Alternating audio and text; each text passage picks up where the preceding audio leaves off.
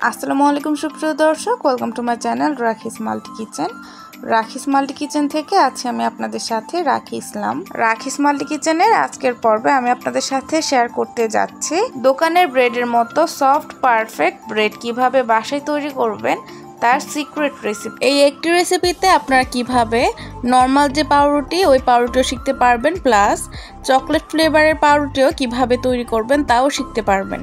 আশা করছি আপনাদের খুবই উপকারে আসবে। আর আপনারা যদি আমার এই সম্পূর্ণ ভিডিওটি দেখে পাউরুটি বানান, আশা করছি আপনারা সব ধরনের পাউরুটি বাসায় তৈরি করতে পারবেন। তো আর কথা না বাড়িয়ে মূল ভিডিওতে চলে যাচ্ছি।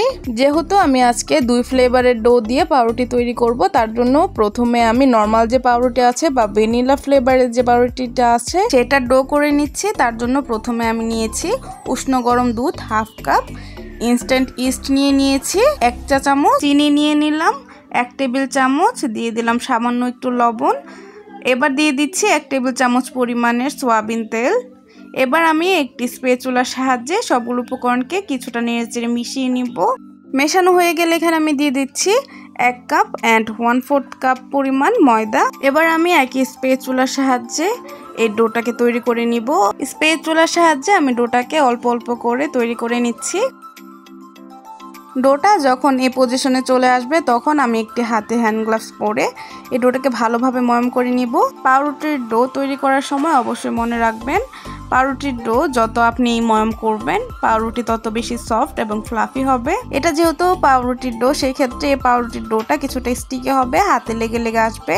তার জন্য আমি এখানে কিছুটা তেল ইউজ করেছি। তেল দিয়ে এটাকে আবার আমি কিছুক্ষণ ময়াম করে নিব ভালোভাবে। 8 থেকে 9 মিনিট যাবত আমি এই ডোটাকে ময়াম করেছি।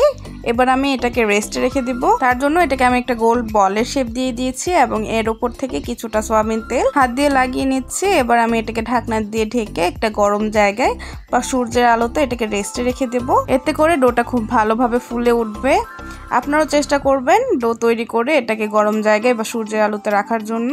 আমি তো সবসময় এরকমই করি। এবার আমি পাউরুটির জন্য চকলেট ফ্লেভারের ডোটা তৈরি করে নিব। তার জন্য আমি এখানে আবারও দিয়ে দিচ্ছি উষ্ণ গরম দুধ হাফ কাপ পরিমাণ, ইনস্ট্যান্ট ইস্ট দিয়ে দিলাম 1 চা চামচ, চিনি দিয়ে দিয়েছি 1.5 টেবিল চামচ পরিমাণ, কোকো পাউডার দিয়ে দিচ্ছি হাফ টেবিল চামচ পরিমাণ, দিয়ে দিলাম সামান্য একটু লবণ এবং দিয়ে দিচ্ছি 1 টেবিল চামচ পরিমাণ সয়াবিন তেল। এবার আমি স্প্যাচুলার সাহায্যে এই সবগুলো উপকরণকে ভালোভাবে মিশিয়ে নিব। ভালোভাবে মেশানো হয়ে গেলে এবার আমি এখানে দিয়ে দিচ্ছি 1 কাপ পরিমাণের ময়দা। দিয়ে আমি স্প্যাচুলার সাহায্যে এবার ডোটাকে তৈরি করে নিব। ডোটা যখন এই পজিশনে চলে আসবে এখানে আমি আবারও 1 টেবিল চামচ পরিমাণ তেল দিয়ে হাতে গ্লাভস পরে এবার ডোটাকে ময়াম করে নিব। এখানে অবশ্যই ডোটাকে ভালোভাবে ময়াম করে নিতে হবে। এভাবে আমি 6 থেকে 7 মিনিট ময়াম করে নিব। 6 থেকে 7 মিনিট ময়াম করার পর ডোটা যখন এই পজিশনে চলে আসবে এবার আমি এর উপর থেকে হাতের মাধ্যমে কিছুটা তেল ব্রাশ করে এটাকে আমি রেস্টে রেখে দিব। 3 থেকে 4 ঘন্টা পর আমার ডোটা কিন্তু ফুলে উঠেছে। এবার আমি ডোটাকে আবারও কিছুক্ষণ ময়াম করে নিব।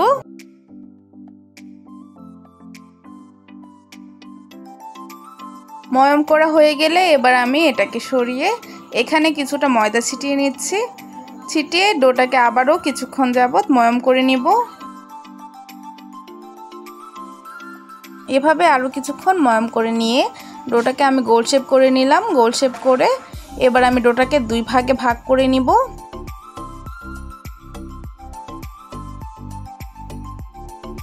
এবার আমি ডোগুলোকে গোল করে বলের আকার দিয়ে দিব। আশা করছি ভিডিওতে দেখে বুঝতে পারছেন আমি ডোটাকে কিন্তু অনেকক্ষণ সময় নিয়ে ময়াম করেছি।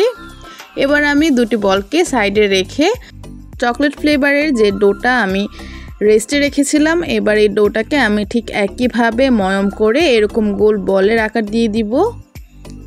সেটা আমি ভিডিওতে আর দেখাচ্ছি না, যেহেতু একই প্রসেস তাই আমি এটাকে স্প্রেডে দিয়ে দিলাম।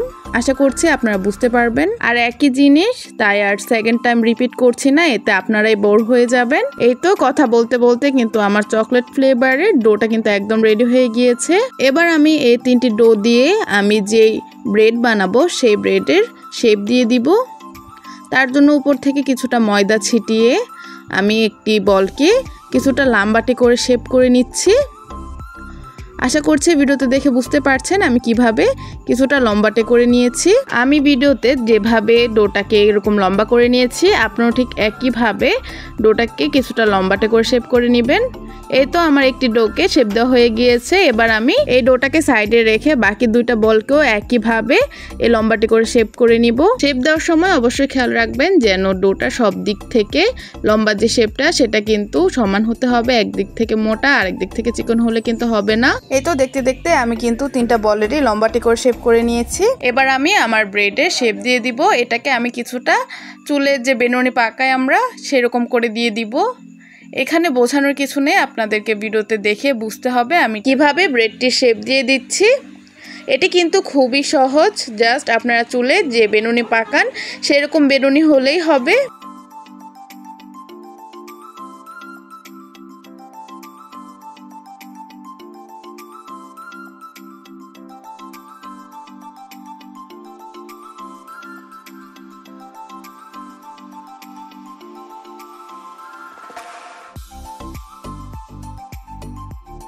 এই তো ফ্রেন্ডস আমার কিন্তু ব্রেডের শেপ দেওয়া একদম কমপ্লিট। আশা করছি দেখে বুঝতে পারছেন কত সহজে আমি ব্রেডের শেপ দিয়ে দিয়েছি। এটা কিন্তু খুবই সহজ একটি উপায়। এবার আমি এটিকে যে মোল্ডের মধ্যে বেক করব সেই মোল্ডে আমি বেকিং পেপার বিছিয়ে নিয়েছিলাম, এর মধ্যে দিয়ে দিব।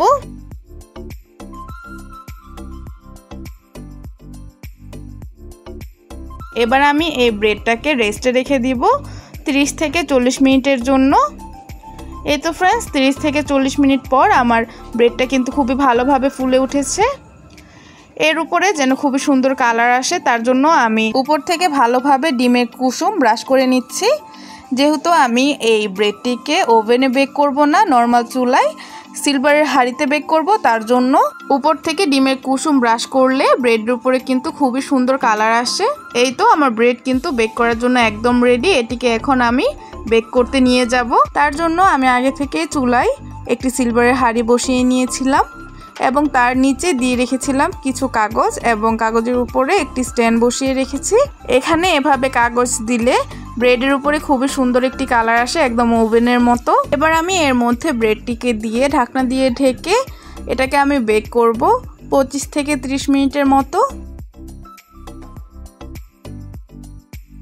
25 থেকে 30 মিনিট পর দেখতেই পাচ্ছেন আমার ব্রেডটি কিন্তু খুবই ভালোভাবে বেক হয়ে গিয়েছে এবং উপর থেকে একদম ওভেনের মতো কালার চলে এসেছে। এটাকে দেখলে কেউ কিন্তু বিশ্বাসই করবে না যে এটি আমি চুলায় তৈরি করেছি।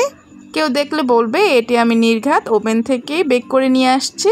এবার আমি ব্রেডটিকে চুলা থেকে নামিয়ে গরম অবস্থায় এর উপর থেকে কিছুটা দুধ ব্রাশ করে নিচ্ছি। এতে করে ব্রেডের উপরি ভাগটা খুবই সফট হয়। এখানে আপনারা দুধের পরিবর্তে মেল্টেড বাটারটাও ব্যবহার করতে পারেন অথবা কোনো কিছু ইউজ না করলেও হয়, এতে কোনো সমস্যা নেই। এবার আমি এটিকে ঠান্ডা হওয়া পর্যন্ত রেস্টে রেখে দিব। এই তো ফ্রেন্ডস এবার ব্রেডটি কিন্তু একদম ঠান্ডা হয়ে গিয়েছে। এবার আপনাদেরকে আমি এটিকে মোল্ড আউট করে পিস করে দেখাচ্ছি। দেখতেই পাচ্ছেন এটার নিচে কিন্তু একদম পুড়ে যায়নি, এটি কিন্তু খুবই ভালোভাবে বেক হয়েছে এবং উপর থেকেও ব্রেডের কালারটা কিন্তু অসম্ভব সুন্দর এসেছে। এবার আমি ব্রেডটিকে কেটে আপনাদেরকে ভিতর থেকে এই ব্রেডটিকে দেখিয়ে দিচ্ছি কতটা পারফেক্ট হয়েছে এই ব্রেডটি। আর আপনারা যদি আমার সম্পূর্ণ ভিডিওটি ফলো করে ব্রেড বানান বাসায়, আপনাদের ব্রেডও কিন্তু ঠিক এরকমই পারফেক্ট হবে। আশা করছি ভিডিওতে দেখে বুঝতে পারছেন এটা উপর থেকে যতটা সুন্দর হয়েছে ভিতর থেকেও কিন্তু ঠিক সেরকমই সফট এবং ফ্লাফি হয়েছে। এটি অনায়াসে সকালের নাস্তা কিংবা বিকেলের চার সাথে খেতে দুর্দান্ত লাগে। তো এই তো ছিল আমার আজকের আয়োজন। আশা করছি আমার আজকের পরিবেশনা আপনাদের কাছে খুবই ভালো লেগেছে।